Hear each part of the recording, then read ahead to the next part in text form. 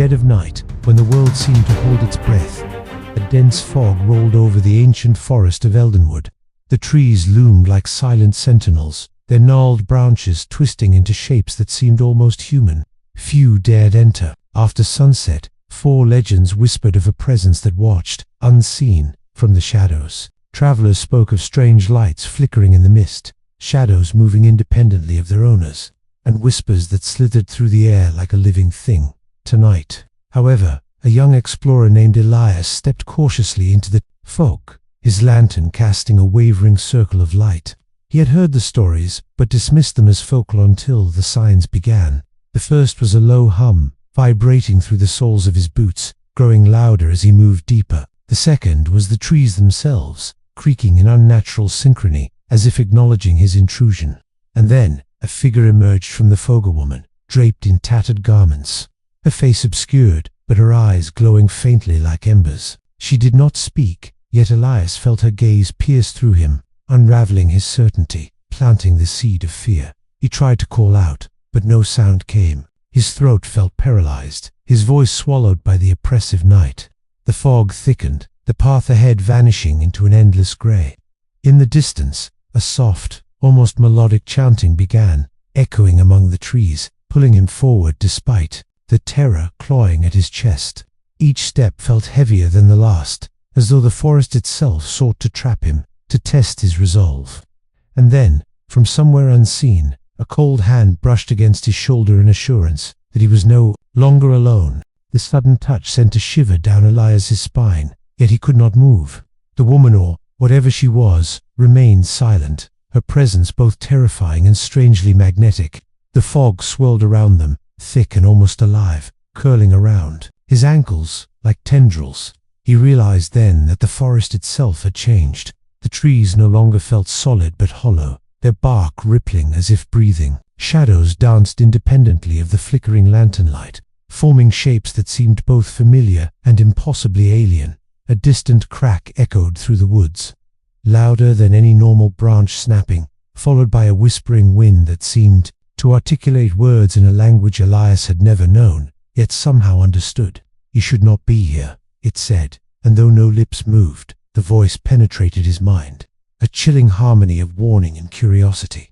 Despite every instinct screaming for him to run, he felt compelled to follow the direction the voice suggested. Each step forward was met with strange phenomena. A pond appeared that reflected not his own face, but scenes of places he had never visited, mountains floating in the sky, cities submerged in water, creatures whose forms twisted beyond human comprehension. The woman floated silently alongside, her eyes never leaving his, guiding him deeper into the forest, through trails that seemed to vanish and reappear at will. Suddenly, the chanting grew louder, surrounding him from all directions. The fog parted momentarily to reveal a circle of standing stones, etched with symbols that glimmered faintly in the lantern light. In the center, a glowing fissure opened in the earth, pulsating with an otherworldly energy. Elias felt an irresistible pull, as if the forest itself demanded he step closer. Fear and fascination collided, and he realized he was no longer certain whether this world was truly his or if he had already crossed into something far stranger than he could imagine. Elias's boots hesitated at the edge of the glowing fissure, the light reflecting off his wide, fearful eyes. The woman's gaze held him in place, unwavering and impossibly calm, as though she existed on a different plane of understanding. From the depths of the fissure, whispers surged like a tide, voices speaking at once in countless tones, some sweet and melodic, others harsh and jagged. Yet somehow, Elias comprehended their meaning. "This is the doorway. Choose and be changed." He peered into the abyss below. The fissure was not merely a hole in the earth. It seemed to stretch infinitely, a tunnel of shimmering, shifting landscapes. He could see visions of worlds where gravity twisted sideways, where oceans flowed through the air like rivers of glass, and cities hovered upon enormous creatures moving with deliberate grace. Each vision pulled at the edges of his mind, tempting him with secrets beyond human perception, yet threatening to erase all that he had known. The chanting reached a crescendo, vibrating through his very bones. The woman extended her hand, delicate and pale, yet emanating a warmth that contradicted the chilling air. A part of him wanted to flee, but another part, a deeper, unspoken longing, urged him forward. The forest seemed to lean in, every tree bending, every shadow stretching toward him, guiding his choice. He could feel the pulse of the earth, the heartbeat of Eldenwood itself, synchronizing with his own. With trembling fingers, Elias reached for her hand. The moment contact was made, a surge of energy coursed through him, blinding and exhilarating. All at once, defies dissolved into streams of light and color, the trees, fog, and shadows collapsing into a swirling vortex. And as his senses unraveled, he understood that stepping forward meant leaving behind the world he knew. Yet, deep within, a spark of curiosity, audacious and unstoppable, whispered, "The unknown is where truth lies." Light and shadow tore through Elias's vision as he was drawn into the vortex. Colors he had never seen before, shimmering violets, molten golds, and deep, impossibly dark black swirled around him in patterns that made no sense, yet felt intimately familiar. He felt weightless, yet every fiber of his being vibrated with a strange resonance, as if his soul itself was being tuned to the rhythm of some cosmic orchestra. The chanting, once audible, now reverberated inside his mind, each tone unlocking a memory he didn't know he possessed. When the spinning light finally subsided, he found himself standing in a place both alien and hauntingly beautiful. The ground beneath him glowed faintly, like bioluminescent moss, and the sky was alive with floating orbs that pulsed with a soft inner light. Shadows moved independently, forming shapes that sometimes resembled animals, sometimes human figures, and sometimes nothing recognizable at all. The air was thick with a scent that reminded him of rain on hot stone, mixed with something sweeter, almost intoxicating.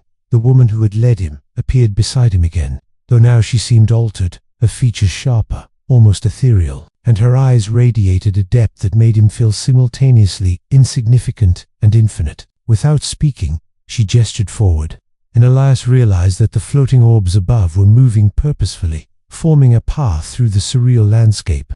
As he followed, the world seemed to respond to his thoughts, shaping itself subtly, to his fears, desires, and curiosity. Then came the creatures. They emerged from the shadows, slender multi-limbed beings, their eyes glowing softly, observing without hostility.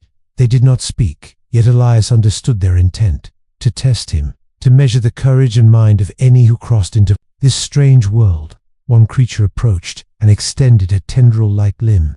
Hesitation struck him, but recalling the pull that had brought him here, he touched it. A spark of understanding shot through him, visions of other travelers, other explorers, all lost or transformed in this realm, flooding his mind. He realized that this was not a place meant to be conquered, was a crucible for those daring enough to step beyond the known. Elias felt the weight of countless eyes upon him, though the creatures made no sound. Their presence was a mixture of warning and invitation, as if the very fabric of this world was alive, evaluating him. The woman led him onward, and the landscape shifted with every step.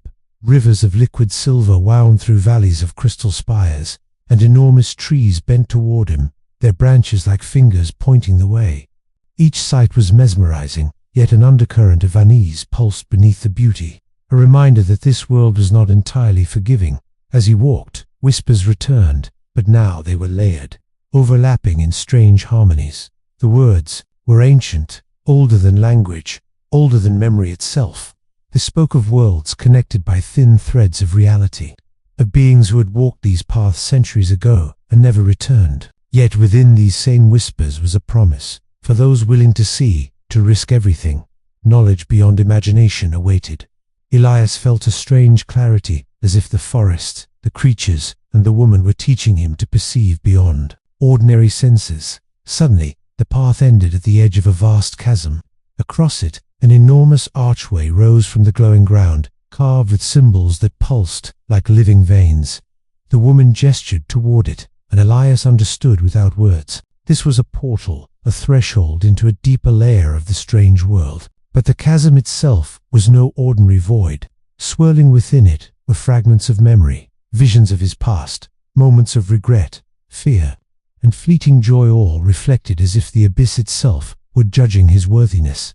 A voice, soft yet commanding, echoed in his mind. The next step cannot be undone. Choose to cross, and the world you knew will vanish. The pull was irresistible. Elias could feel the thread of reality bending toward the archway, urging him forward. Fear warred with curiosity, and every instinct screamed to retreat, but the unknown whispered louder, promising truths the ordinary world could never offer. With a trembling breath, he stepped toward the edge, the chasm swirling visions enveloping him, ready to consume and transform him completely. Elias felt the ground vanish beneath his feet as he stepped through the archway. Instantly, the world around him twisted and expanded. Colors and shapes no longer adhered to any natural logic. Gravity seemed to flow in waves, and the air itself shimmered with an unseen energy that resonated with his very heartbeat. The whispers now became a symphony, harmonizing with his thoughts, unlocking memories he had long buried, and revealing truths he didn't know he sought. The woman was still by his side, her form now almost entirely luminous, her presence calming, yet overwhelmingly powerful. She raised a hand, and suddenly, the landscape stabilized enough for him to perceive a vast expanse before them. Floating islands drifted in the sky like colossal ships, rivers of light cascaded between them, and immense crystalline towers reached up into a sky that shifted colors with every passing heartbeat. The creatures from before moved gracefully among the terrain, observing, guiding, sometimes vanishing before his eyes, leaving trails of sparkling energy that faded slowly. A deep sound vibrated through the ground, like a pulse from the world's very core. Elias felt it in his chest, a resonance that made him aware of the fragile boundaries between realities. The woman gestured to a massive tower in the distance, its walls etched with intricate patterns that seemed to shift and rearrange as he watched. "That is the heart of this world," a voice echoed in his mind, neither hers nor his own. "To reach it is to understand, but only if you are willing to lose yourself." As he approached, the terrain itself began to test him. Bridges of light stretched over voids that twisted perception. Paths changed beneath his steps, and the creatures challenged him with riddles, not of words, but of feeling and thought. Each success revealed more of the strange world's structure, a network of consciousness connecting every being, every stone, every shadow. Elias realized that this world was alive, and he was being taught to see it as it truly was, not merely to walk through it, but to become part of its consciousness.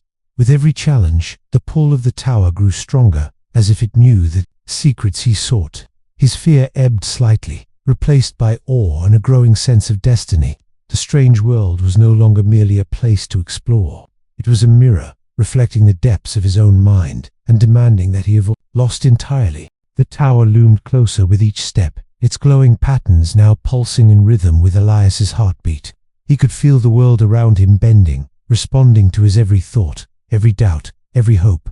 The creatures, once observers, now surrounded him in silent reverence, their forms shimmering like living starlight. The woman's gaze met his, and for the first time, she spoke not with words, but with a flood of understanding. Every journey ends where it begins, yet nothing remains the same. Elias stepped through the final arch of the tower. Inside, the space was infinite, yet intimate, a vast expanse of light, shadow, and reflection. Scenes of his life past, present, and possibilities yet to come played across the walls, blending memory and vision.